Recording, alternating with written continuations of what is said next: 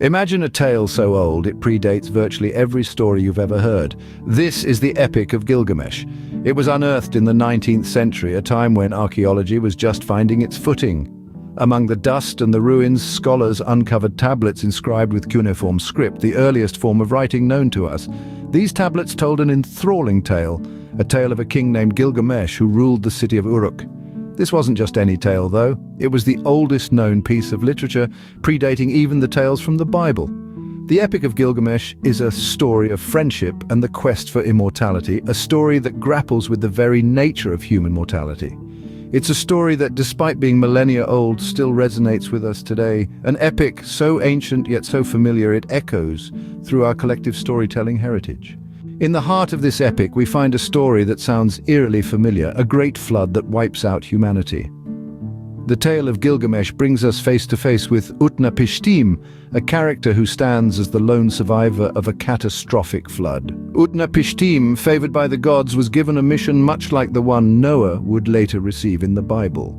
The gods, displeased with the actions of humanity, decided to cleanse the earth with a flood.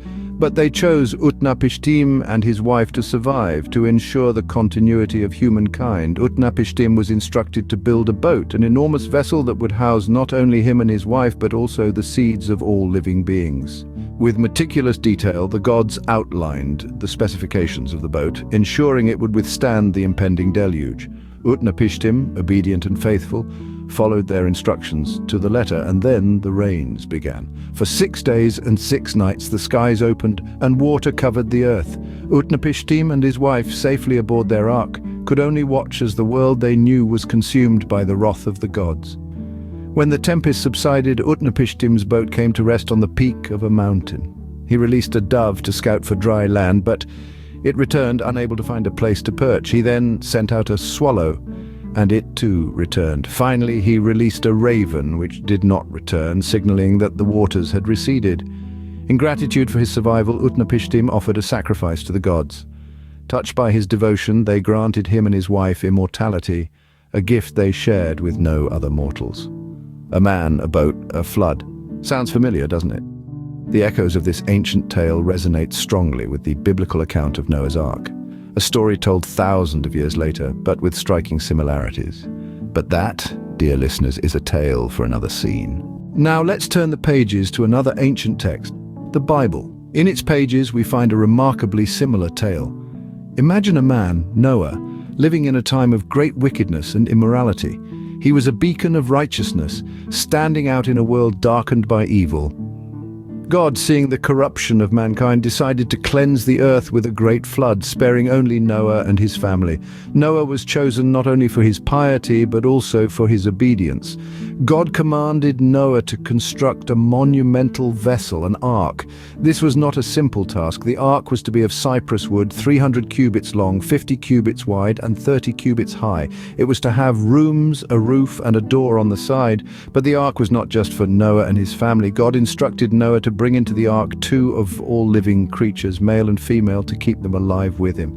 He was to gather every kind of food that is eaten and store it up, and Noah did everything just as God commanded him. Then came the flood. Rain fell upon the earth for 40 days and 40 nights. Every living thing that moved on the earth perished. Only Noah and those with him in the ark remained. Finally the waters receded, and the ark came to rest on the mountains of Ararat. Noah, ever the faithful servant, built an altar and offered burnt offerings to God. God, pleased with Noah's sacrifice, made a covenant never to destroy all life by the waters of a flood again. So we have 2 ancient texts, 2 floods, and 2 survivors. But what does this mean? Now, armed with these 2 tales, let's delve into the similarities and differences. Both stories, the Epic of Gilgamesh and the biblical account of Noah's Ark, revolve around a cataclysmic flood that engulfs the world. In both narratives, there's a protagonist who is forewarned about this impending disaster. In the Gilgamesh epic, it's Utnapishtim, and in the Bible, it's Noah. Each protagonist, following divine instructions, constructs a massive boat to preserve life. Utnapishtim and Noah, along with their families, bring aboard pairs of animals to ensure the continuity of life after the flood. Consequently, both these vessels become the last refuge for life amid a world drowned in water. Once the deluge subsides, both arks find rest on a mountaintop. Utnapishtim's boat lands on Mount Nimush, while Noah's Ark comes to rest on Mount Ararat. After disembarking, both Noah and Utnapishtim offer sacrifices, which are favorably received by the divine entities in their respective stories. Yet, despite these striking similarities, there are significant differences that highlight the unique cultural and theological contexts of these tales. One such divergence is the outcome for the flood survivors. In the Epic of Gilgamesh, Utnapishtim and his wife are granted immortality by the gods as a reward for their survival and obedience. This is a stark contrast to the Bible, where Noah and his family are not bestowed with eternal life. Instead, they receive a covenant from God, a promise that such a catastrophic flood would never befall humanity again. The nature of the divine also differs greatly in the two narratives. The Epic of Gilgamesh, originating from ancient Mesopotamia, presents a polytheistic view of the divine. Multiple gods play different roles in the tale, embodying various aspects of nature and human behavior. On the other hand, the biblical account is monotheistic, revolving around a single, all-powerful God who is the sole orchestrator of the flood and the ensuing covenant. Moreover, the reasons behind the flood also vary. In the Epic of Gilgamesh, the gods decide to send the flood due to humanity's noise disturbing their rest, reflecting a somewhat whimsical and capricious divine nature. In contrast, the Bible presents a moral rationale.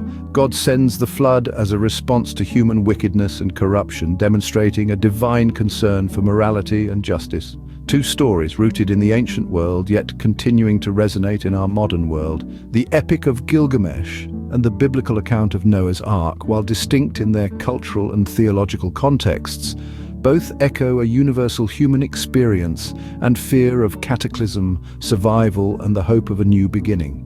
They remind us of our shared human heritage, our collective memory, and our timeless quest for understanding the divine and our place in the world. These two tales, so similar yet so different, offer us a fascinating glimpse into our shared human history. The Epic of Gilgamesh and the biblical flood story of Noah's Ark, though separated by cultures and centuries, echo with similar themes, revealing our universal fear of and fascination with natural disasters.